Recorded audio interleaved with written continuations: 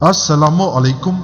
آج کی اس ویڈیو میں میں آپ کو یہ بتانے جا رہا ہوں کہ خلا میں موجود خلا بازوں کے لیے زمین سے کھانے کی ترسیل کیسے کی گئی ہے۔ زمین کے مدار سے دور آسمانوں کی وسعتوں میں قائم عالمی خلائی اسٹیشن پر موجود خلا بازوں کے لیے پہلی بار خوراک اور دیگر اشیاء ضرورت بھیجی گئی ہیں۔